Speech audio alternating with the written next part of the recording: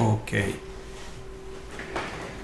I'm just testing the audio here to see that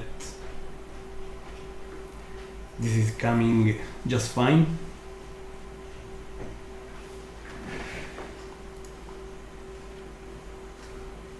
And this is hopefully streaming in the right way.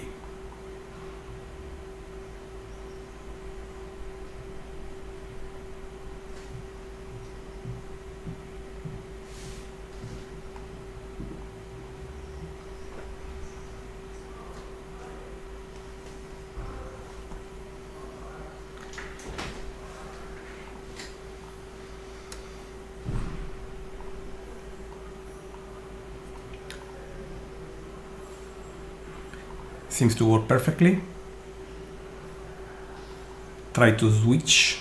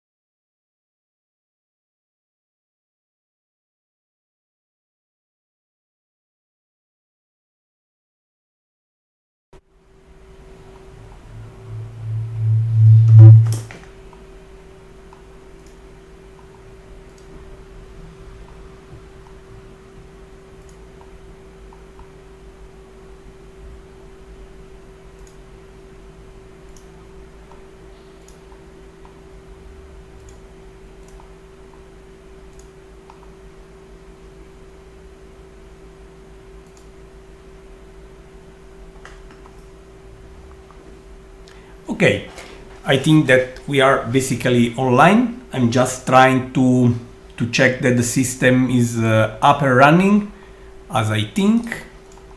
And we will start showing the Supernova live in a very few minutes.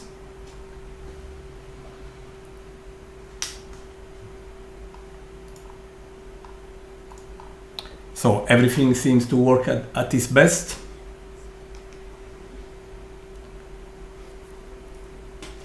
So here we are, and finally we are ready to start. Happy that all this is just working great, and it took a few more minutes to me to check that the system was properly streaming as expected.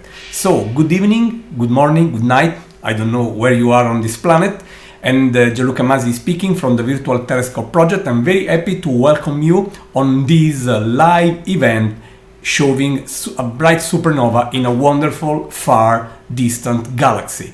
For me, it is a pleasure to be here, as this is the first show we planned as a part of a very rich program to broadcast the universe live from our telescopes. Basically, I'm here also to celebrate an important partnership between the Virtual Telescope Project and Tanagra Observatory. So, several things will be announced today, and above all, we will show the wonders of the universe where we live. So, for me, this is a very, very important and bright moment, and I'm happy to be here.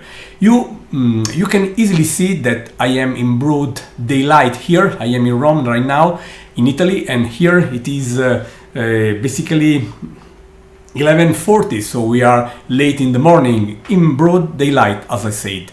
But we are going to show the universe live, because we announced very recently a very important partnership with Tanagra Observatories in Arizona, directed by my good friend and colleague Michael Schwartz, a great American astronomer who kindly offered me to have one of his telescopes 100% available as part of our public outreach program. So this is why I'm very, very grateful to Michael Schwartz, Tanagra Observatories, to make this possible. So we are going to connect to his telescope in Arizona, which is 9 hours behind Europe as for the time zone. So while here we are just late in the morning, I mean in Arizona they are early in the morning, under the stars, in full night, and this is a big benefit for us living here in Europe. And tonight, as I said, or this morning, if you prefer, if you want to speak looking at the light around me, it is morning. So this morning we are going to show this wonderful supernova exploded in this wonderful galaxy. This event will be both in English for our international audience and also in Italian for our Italian friends. So from time to time I will be switching back and forth from English to Italian and back and forth, as I say. So I hope that this will be a very enjoyable journey for you, and I will also tell you a few more details about our partnership with Tanagra Observatory. So I want to thank again my good friend and colleague Michael Schwartz, Tanagra Observatories, and I also want to thank our technological partners. They are, of course, Unitron Italia Instruments, Software Bisq, and C-Web, making possible for the virtual telescope to be the excellent facility the world knows very, very well. So thank you, and I also want to thank you, our important partnership, ANSA Scienza, and this is the scientific department of the ANSA press agency in Italy, the most important press agency in Italy. And it is for me a big pleasure to acknowledge the partnership here with Enrica Battifoglia, handling this channel on ansa.it.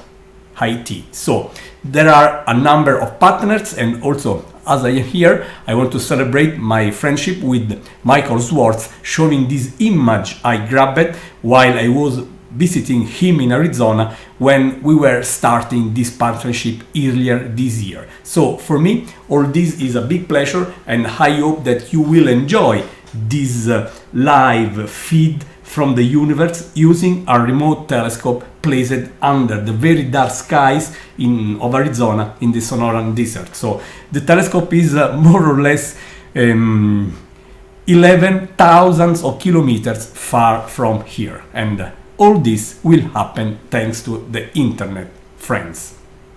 So I'm very happy, as I said, to welcome you here, and I hope this will be a very enjoyable journey for you. Buongiorno a tutte e buongiorno a tutti, a parlarvi è Gianluca Masi del progetto Virtual Telescope. Sono particolarmente lieto di essere di nuovo in diretta, stavolta in un orario insolito, durante l'orario diurno italiano, e questo accade perché il Virtual Telescope ha recentemente, lo avete appreso dai media, ha recentemente inaugurato una partnership con il Tenagra Observatories in Arizona, sicché mentre qui in Italia, mentre in Europa è pieno giorno, sono le 11:45 del mattino, i telescopi in Arizona si trovano con una differenza di fuso orario indietro di 9 ore, quindi sono sotto un magnifico cielo stellato, un magnifico cielo notturno, e questo, come potete ben immaginare, produce dei grandi vantaggi per le nostre attività. Io desidero ringraziare l'amico e collega Michael Swartz del Tenagra Observatories per aver reso disponibile al 100% in uso esclusivo al nostro progetto, il Virtual Telescope,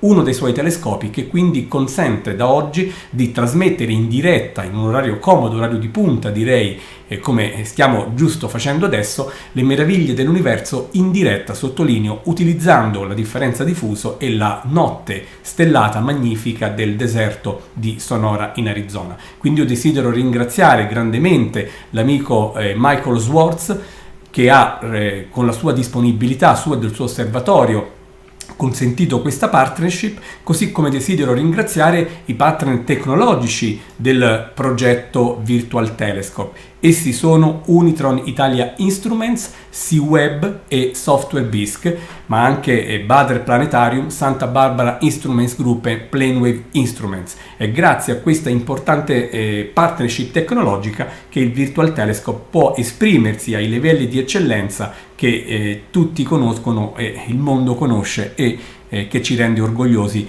di mettere a disposizione questa infrastruttura. Desidero naturalmente anche ringraziare il canale scientifico di ANSA e soprattutto la dottoressa Enrica Battifoglia, che con me ha messo a punto questa diretta, questo appuntamento. Spero che per voi possa essere appunto un'esperienza interessante, sicché io ringrazio tutti voi per essere qui e naturalmente vi auguro una bellissima visione dell'universo. L'universo è certamente un luogo affascinante e confidiamo, anche grazie a questa partnership, sottolineo, con il Tenagra Observatories, di riuscire in un orario sempre più comodo per l'Italia e l'Europa a condividere molti dei fenomeni astronomici e molte delle meraviglie dell'universo.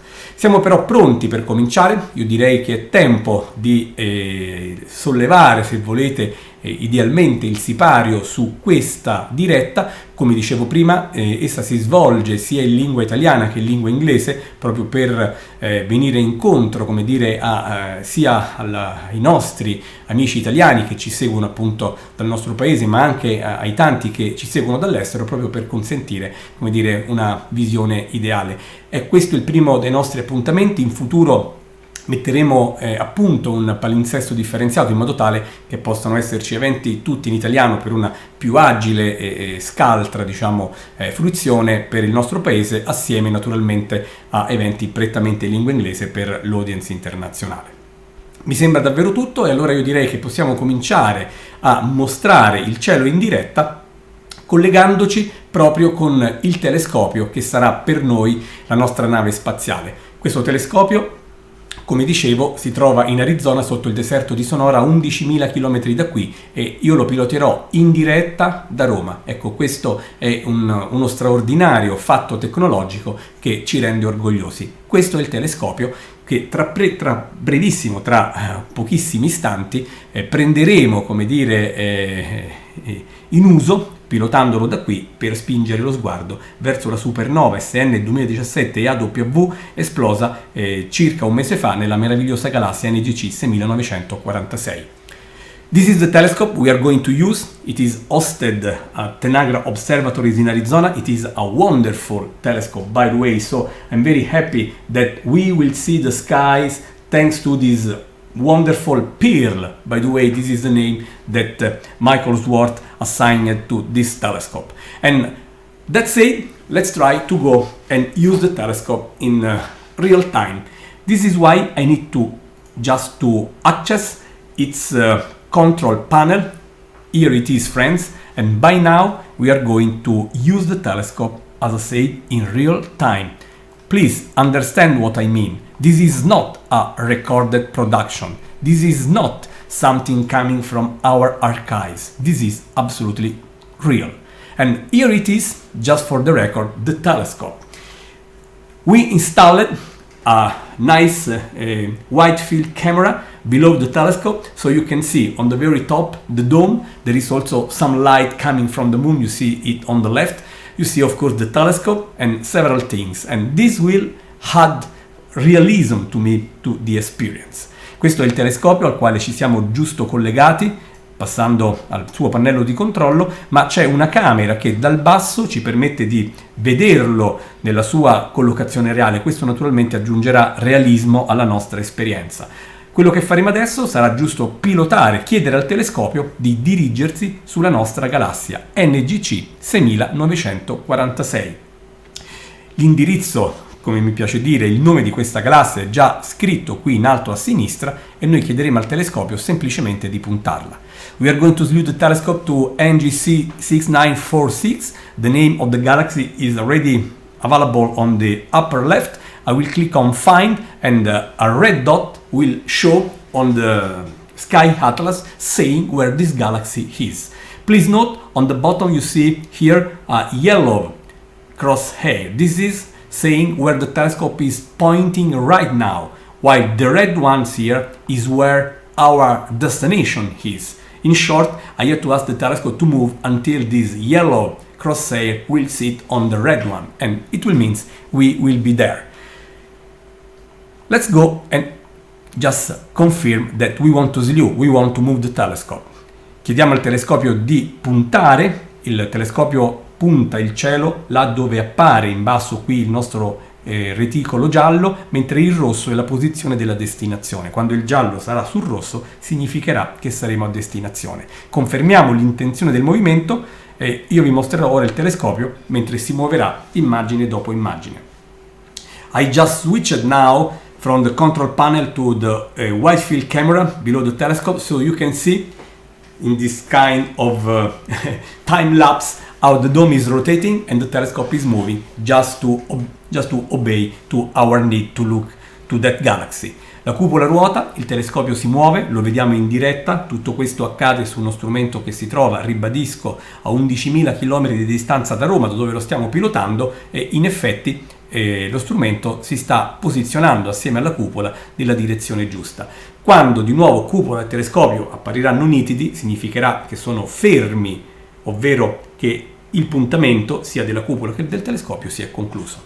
You can see the telescopes are just moving image after image. They are not so clearly visible simply because they are rotating during the image acquisition, and when we will see them again sharp, it will mean that the telescope and the dome are simply stopped and that we are ready to go. At that point, we will switch back to the telescope control panel and we will ask the system to take an image. I really like the idea to share with you even the pointing of the telescope. Please trust us when we say that never something like this happened in the world.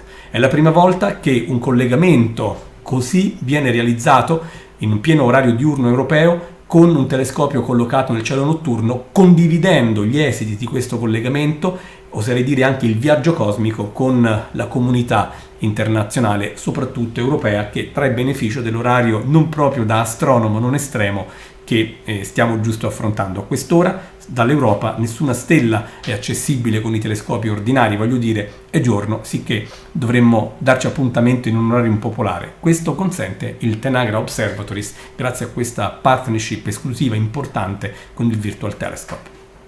So we are back, friends, and as I said, it is time for us to control the telescope. Basically, we pointed the telescope to the galaxy hosting our supernova, and we will tell a bit about supernova later, of course. But now we want to be sure that something is in the field of view of the telescope. So I will ask the system to grab a very quick exposure, some kind of preview, if I can say, very quick image. You know, many objects, I would say almost all the objects in the sky are very faint. Do not consider the moon, the planets, they are quite exceptional, bright object, you know. But a galaxy is faint and you have to take a long exposure. I mean, you have to collect the faint light coming from the subject for some time. Here, 5 seconds. So the telescope is exposing its very sensitive imaging device to the faint light coming from the supernova, from the galaxy, and then after 5 seconds of collection it will show the image. Il telescopio ha giusto catturato un'immagine, lo ha fatto la sua sensibile telecamera, tenendo conto che la stragrande maggioranza degli oggetti celesti sono molto deboli, lasciate stare Luna e pianeti, sono eccezioni con la loro luce straordinaria, la loro luminosità. Ecco, qui abbiamo chiesto al sistema di esporre il sensibile sensore alla fioca luce della galassia per 5 secondi e poi di restituirci quello che è stato visto. È palese che qui al centro c'è già evidente una galassia. Nel mentre noi chiederemo però al sistema di acquisire un'immagine più profonda e a maggior risoluzione, cosa che impostiamo subito, immagini che saranno di 90 secondi, in modo da riuscire a vedere meglio questa nostra supernova e anche la bellissima galassia che la ospita. So we have here clearly a preview of this galaxy. It is very well visible in the center of the field, and I'm going right now just to show it a bit better. As I say, this is a very quick image, just 5 seconds of a collection of its light already gives us a nice image. This is something incredible. 20-25 years ago, to show something of this quality, I needed to expose the typical film, I mean, to take an image for hours. Now it took 5 seconds with the telescope 11,000 kilometers far from us. And this galaxy is more or less 25 million of light years. So this is remote in many meanings, you know. The telescope is remote, the object is remote. This is truly remote astronomy public outreach. And all this thanks to the Virtual Telescope and Tanagra Observatory's partnership. I asked the telescope to take a longer exposure. This is already happening. You can see here a countdown. Now there are 15 seconds left to complete a longer 19-second exposure, and also a much higher resolution. So I really believe that the image you will see later will be mind-blowing. And also I want to invite you to enjoy the beauty spiral galaxy we are admiring, NGC 6946, the host galaxy hosting our supernova. And the image is just now coming from the imaging device. It is now converted from analog to digital, and now it is downloading from the camera to the telescope. This is a quite complicated process if you go into the details, but it is very straightforward if you use this beautiful technology how we are doing. Here it is the image, and you see also there is a nice satellite trail. There are a lot of things moving around up there at night, and here you can see how beautiful is this galaxy. Now I can show you this much better to you. Let me adjust contrast and brightness. Questa è la prima immagine che otteniamo a una miglior risoluzione e miglior segnale. Guardate la bellezza della galassia, ed è curioso che nel corso della nostra esposizione si sia intrufolato pure un satellite, quasi ecco ad aggiungere qualcosa, satellite che ovviamente si trova qui oltre la nostra atmosfera, quindi è vicinissimo, e che solo per prospettiva, e questo è anche interessante, si staglia, come dire, nel campo di vista di questa remotissima galassia. NGC 6946, splendida galassia a spirale, come potete osservare, mostra ben dispiegate le sue stelle, i suoi bracci di stelle attorno al nucleo. Ovviamente tutto intorno c'è una grande quantità di stelle e ovviamente la domanda a questo punto è: qual è la supernova, la stella in più verrebbe da dire, che è stata scoperta un mese fa da Patrick Wiggins, appassionato di astronomia americano? Ecco, a priori così guardando uno non la riconosce, dovrebbe confrontare un'immagine di questa galassia, magari proprio questa con la supernova, con una precedente all'esplosione e trovare la stella che prima non c'era e che ora c'è. We see the galaxy here and all around, again, let's admire the wonderful shape of this spiral galaxy with hundreds of billions of suns, hundreds of billions of stars making its structure, okay? And of course, there are plenty of stars all around, and they are stars of the Milky Way, because while we are looking very far away to that galaxy, we see all the things in the middle, especially the stars, the close stars, part of our galaxy. And it is hard to say at a glance where is the supernova we are looking for, because here it shows like a star, like all the other stars all around. And of course, one will need to compare this image with the supernova somewhere with an image taken when the supernova was not showing. And by comparing those two images, you can see the star you have, by difference. But I will tell you where is the supernova. The supernova is simply this one. This star here is the supernova, friends. And this is the only star you see here, part of the galaxy we admire here. You have to think about this. If this star, only this one, is visible from that galaxy as a single star, and actually it has a brightness you can compare to many stars from our Milky Way all around, it just means that its brightness is amazing, because you have to take into account the very huge distance from this supernova, okay? And of course, a star, an ordinary star in this galaxy, is so faint that you cannot see it with ordinary telescopes. You will need a space telescope, and in fact the space telescope located also the progenitor of this supernova, by the way. But here, with a terrestrial, a ground-based telescope, you can see the supernova so bright simply because it increased its brightness of billions of times thanks to the explosion.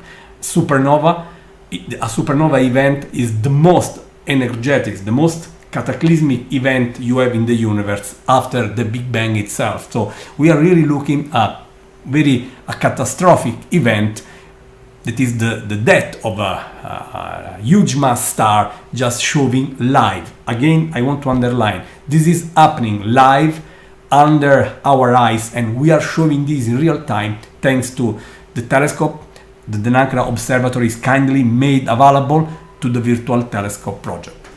La supernova è l'astro che appare qui al centro, che sto giusto indicando con la freccia del mouse, che a guardarlo si confonde, si mimetizza perfettamente con molte delle altre stelle intorno. E certo, se questa stella, che sottolineo essere l'unica stella della galassia che vediamo, significa che la sua luminosità è incredibilmente elevata. Se riesce, nonostante la distanza di circa 25 milioni di anni luce, a offrirci una luminosità apparente paragonabile con quella delle stelle circostanti, che, lo ribadisco, sono parte della nostra galassia. Questo accade perché l'esplosione di una supernova porta la stella che subisce questa drammatica esplosione ad aumentare la propria luminosità di miliardi di volte. Quindi questo riesce, a farle recuperare apparentemente, quel gap di luminosità, tanto che a guardarla, somiglia a questa stella in alto come luminosità, che è incredibilmente più vicina. Questa stella al più può essere a migliaia di anni luce, tanto per dire. Qui invece siamo a 25 milioni di anni luce, e se apparentemente esse sono uguali è perché la stella in basso, la supernova, è incredibilmente più luminosa, miliardi di volte più luminosa. Ecco, questo è un aspetto rilevante, riflettere sulla violenza di questi cataclismi che caratterizzano la fine della vita delle stelle. Sono gli eventi come dire, più energetici che noi conosciamo dopo l'esplosione numero 1 per antonomasia, quella del Big Bang. We know that this supernova is a special type. Okay, when you see a supernova in the sky, so a catastrophic stellar explosion, we have learned that there are several different types of those explosions. This one is a so-called type second supernova, and it is a big mass star, more or less 8-10 times the amount of matter, mass in a word, that we see in the sun. So there are basically 10 times more mass, more matter here than in our sun. And this is important because only stars with that mass amount, a lot I mean, have this final destiny, exploding as a supernova. They are called core collapse supernova. This happens simply because, you see, the fuel, the first fuel you can burn in a star is hydrogen, and the stars are able to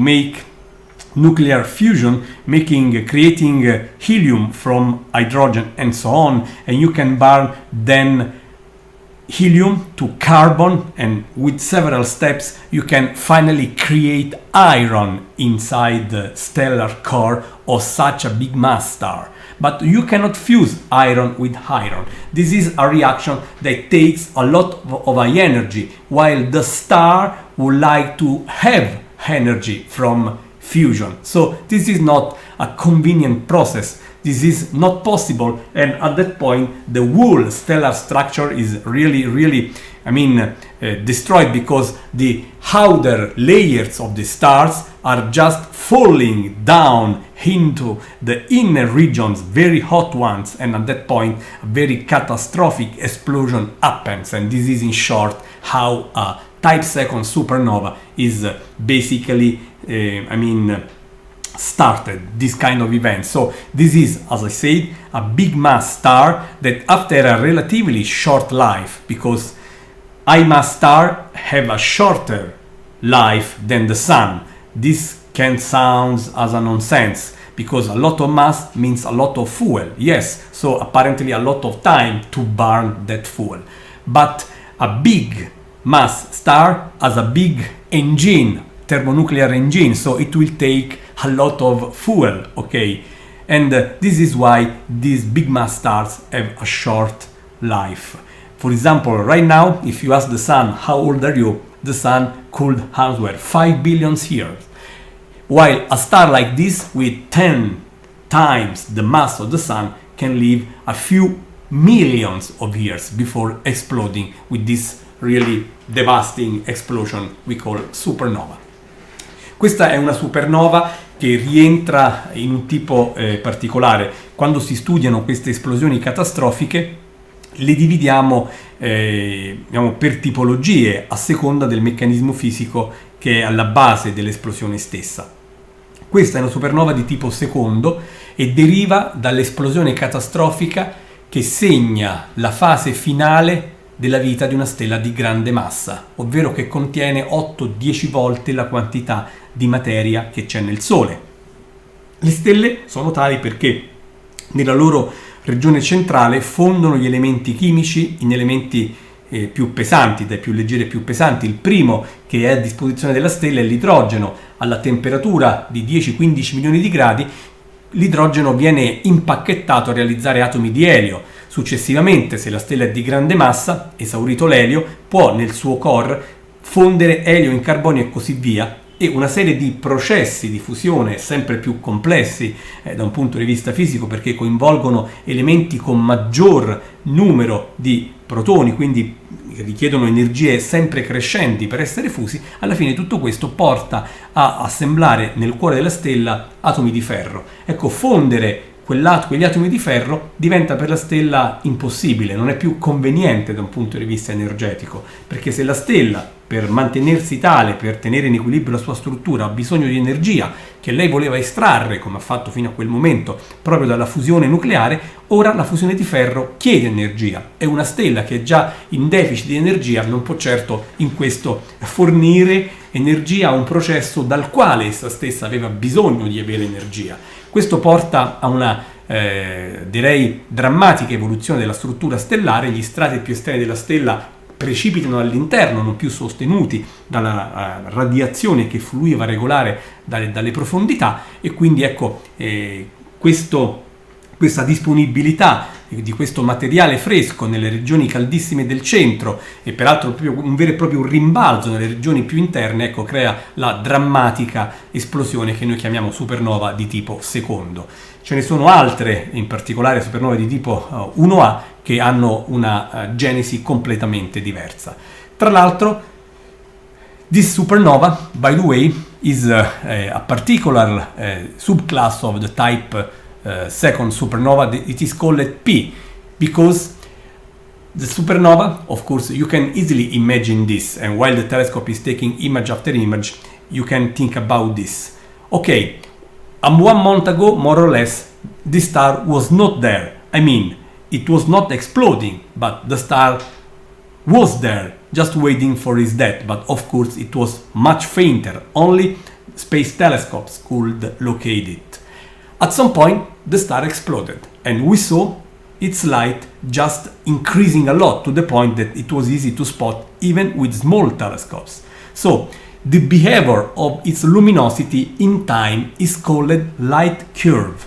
And soon after the discovery, we saw the star rising, okay, to a maximum. And now the star is fading, okay. The P subtype supernova belonging to the type second class, the type second type, are named P because of a plateau they show in their light curve. What means?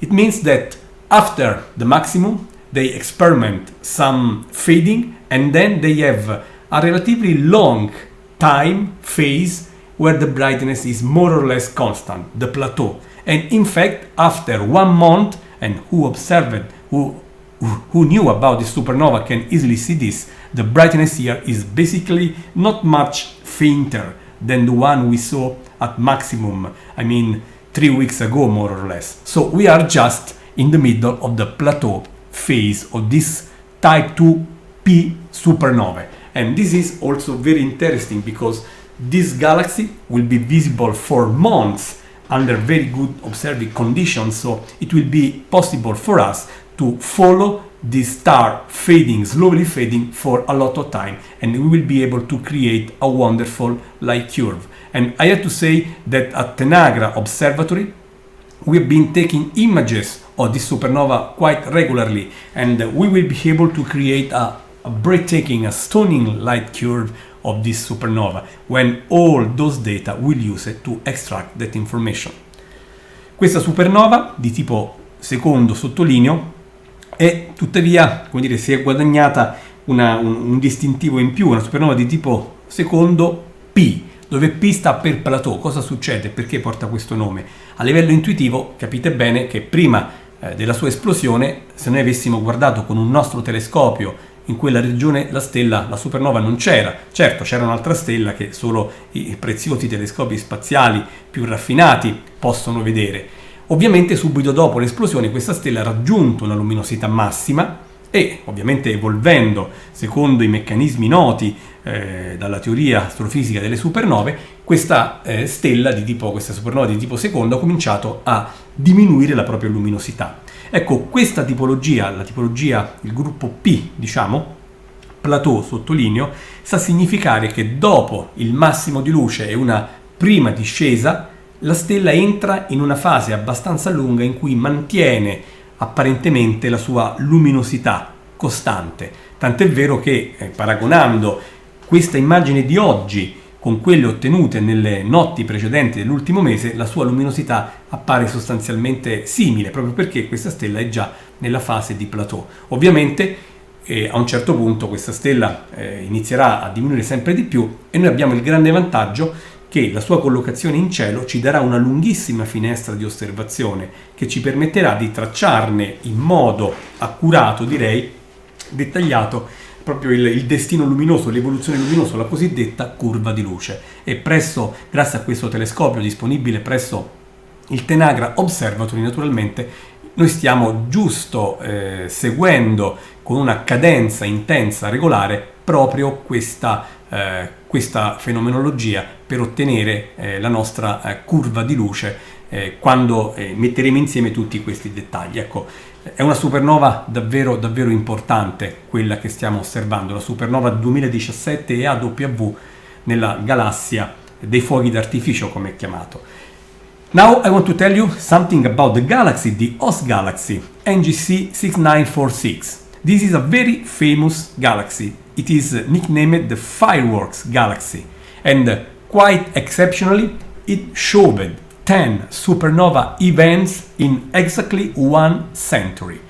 What I mean, the first supernova discovered in this galaxy was discovered in 1917, and after exactly 1 century we are observing the 10th. It is quite unusual to see so many supernova explosions in a single galaxy, friends. Let's imagine this. Our Milky Way just saw a supernova, the most recent supernova we observed in our Milky Way dates back to the early 17th century. It was seen by Kepler and Galileo, to make it short.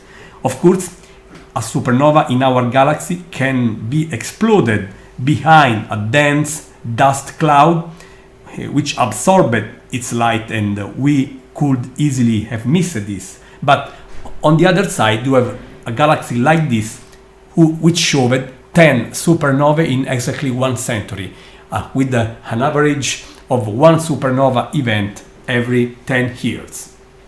La galassia ospite NGC 1946 è in tal senso una galassia davvero eccezionale, visto che dal 1917 ad oggi essa ha mostrato la bellezza di 10 esplosioni di supernova, pensate.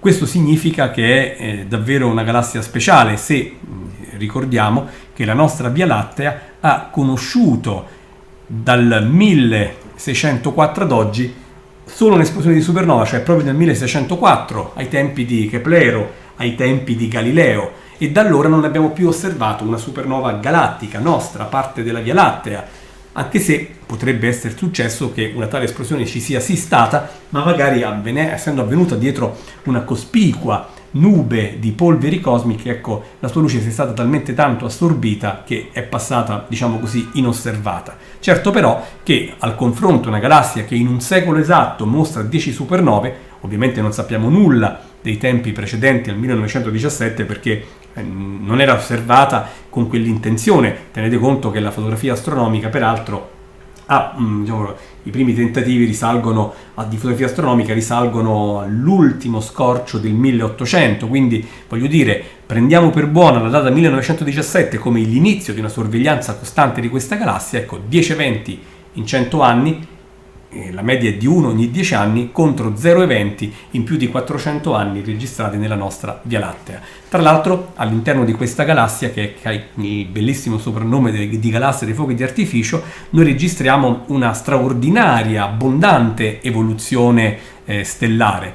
Questo significa nascita di stelle, chiedo scusa, tant'è che appartiene alla categoria di galassie che noi astrofisici chiamiamo galassie starburst, ed è chiaro che questo è in connessione con l'elevato tasso di mortalità, perché se tu produci tante stelle di grande massa, è chiaro che poi dall'altro lato queste stelle che conoscono una rapida evoluzione ovviamente muoiono con una frequenza legata all'altra. Quindi ecco, tante ne metto sulla scena di stelle di grande massa e tante evidentemente c'è un legame quindi di frequenza anche con quelle che si congedano dal palco e quindi dalla storia evolutiva della galassia esplodendo in questo modo. It's incredible that we are seeing all this live. This is for me such a big joy to show this supernova here live from controlling this telescope from Rome, Italy, while the telescope is hosted in Arizona Tenagra Observatories, kindly made available by Michael Swartz there, and the telescope is 11,000 kilometers far from me here. It's incredible, while the galaxy is 25 million light years from us. This is, as I said earlier, a remote observing session, really in every meaning, you know.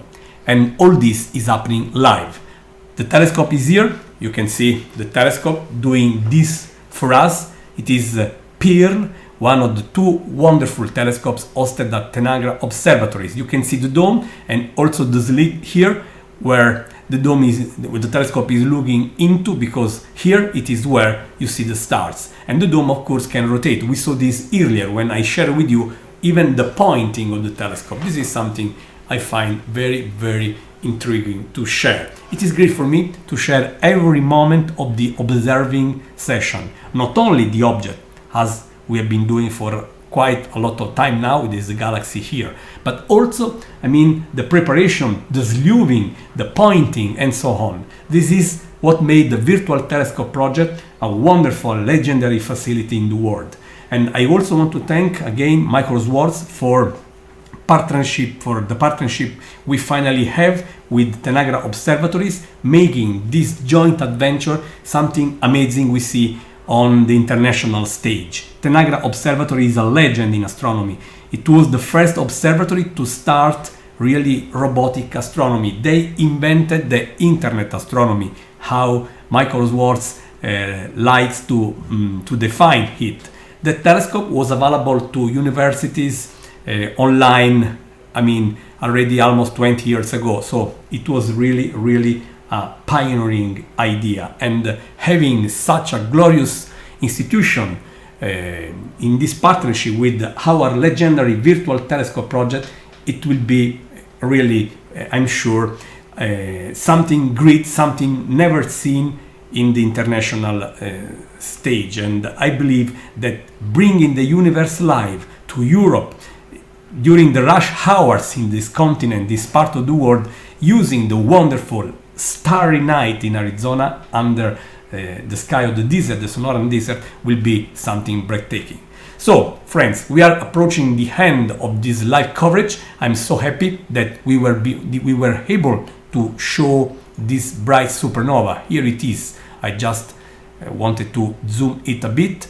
And the galaxy, by the way, is located in this part of the sky here. It is in Cepheus constellation, not far from the Cygnus constellation, the Swan. It is visible very well in this part of here, especially late in the spring and during the entire summer. La nostra galassia, e quindi la supernova che in essa è ospitata, appare nella costellazione di Cefeo, non lontano tra l'altro dalla costellazione del Cigno, e si osserva benissimo in queste notti, soprattutto nel periodo tardo primaverile per tutta l'estate. Ecco perché dicevo prima che abbiamo davanti una lunghissima stagione di visibilità che ci consentirà una copertura straordinaria.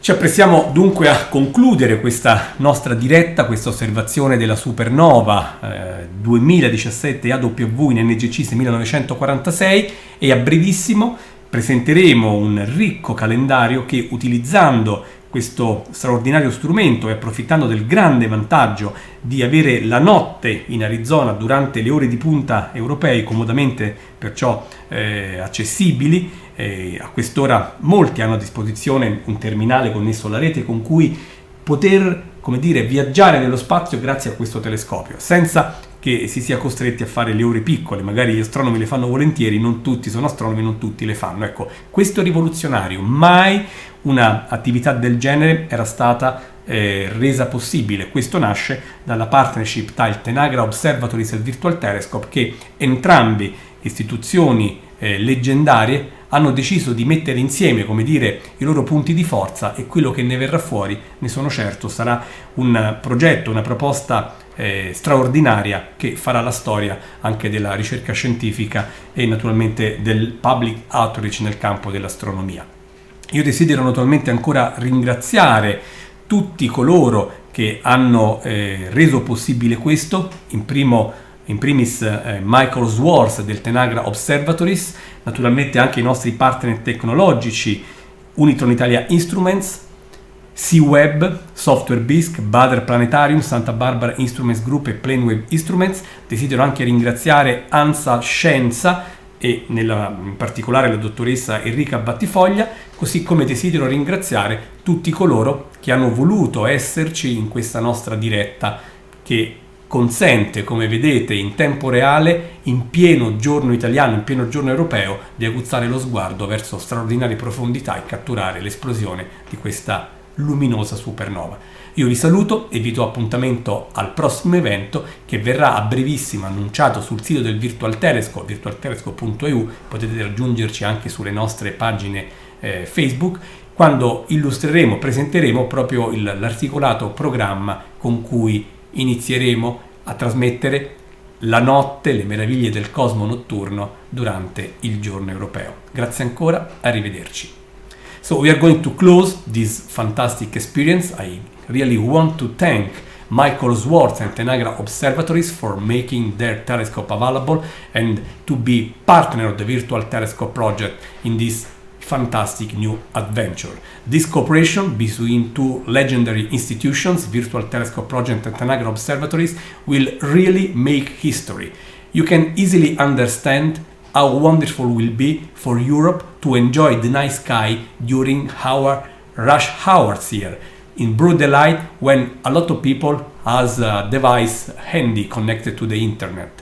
And of course, we will really bring the universe to the entire planet, but I see how Europe can be very, very happy with this. I also want to thank our technological partners. They are Unitron Italia Instruments, C-Web, Software BISC, Bader Planetarium, Santa Barbara Instruments Group and Planewave Instruments, as well as ANSA Scienza, in particular Enrica Battifoglia, for cooperating with me on this event. I hope that you had fun with us. You can reach the Virtual Telescope on Facebook, on our websites, and please stay tuned because very soon we will be announcing our program, offering new events using the USA wonderful skies we have at Tenagra Observatories during the rush hours in Europe, something never done before. This is why this joint adventure between Virtual Telescope and Tenagra Observatories will simply make history again. Thank you very much, keep looking up and enjoy the cosmos where you live. Again, from Gianluca Masi, goodbye.